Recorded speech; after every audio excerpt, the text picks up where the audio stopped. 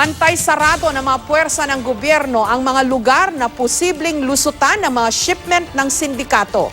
Ang hinala kasi ng mga otoridad, posibleng pantakip lang ang bloke-bloke ng mga cocaine na nakuha sa dagat sa mas malaki pang drug shipment. May report si John Consulta. There is a clear and present danger sa ating bansa sa pagpasok ng mga droga na dulot ng mga international drug syndicates. Tatlong malalaking drug syndicate ang hininalang pinagmulan ng mga nasabat na blocking cocaine na lumutang sa dagat sa iba't ibang probinsya sa bansa. Kaya di maiwasang mangamba ng mga otoridad. Sabi ng PIDEA, may pagkakapareho sa pagkakapak ng mga cocaine.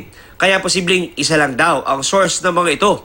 Ang nakapagtataka lang daw, bakit hinahayaan ng mga sindikato na may maiwang ebidensya sa dagat? Kaya hinala nila, posibleng trap o pantakip lang ito sa mas malaki pang drug shipment. Minsan nahihirapan din basta-bastang pumasok yung ating mga drug syndicate sa ating mga coastline. Kahit paano kasi nandiyan pa rin yung Navy at saka yung Coast Guard natin.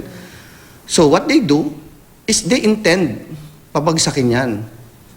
Ano ba naman yung 231 million na talo nila?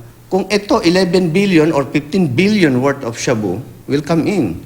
Para mapigilan ito, mas hinigpitan pa ang pagbabantay sa mga lugar na pwedeng lusutan ng mga sindikato. Tulong-tulong ang mga tauhan ng PNP Maritime Group, Philippine Navy at Coast Guard sa pagtutok sa mga border. Base sa pagplot natin sa mapa na yan, mapapansin natin na nasa eastern seaboard ang distraction. Sa western side, bukas na bukas. Walang mga pangyayari. So, patuloy akong magmamanman dyan. February 11, nang matagpuan ang isang package na cocaine sa karagatang sakop ng Vincennes, Camarines Norte. 4 na araw mula noon, may nakita rin mga bloke na cocaine sa Dinagat Islands at Siargao Island. Kinabukasan, may natagpuan ding bloke ng cocaine sa bayan ng Paracale sa Camarines Norte. At kahapon lang sa Mauban, Quezon naman. Sa kabuuan, aabot ito sa mahigit 72 kilo na nagkakahalaga ng halos kalahating bilyong piso. Sa coastline ng Siargao del Norte, nagkabit na ng mga tarpaulin. Magsisilbi raw itong paalala sa publiko na kapag may nakitang kahina-hinalang bagay na nakalutang sa dagat, huwag itong galawin, sa halip ay i-report sa mga otoridad.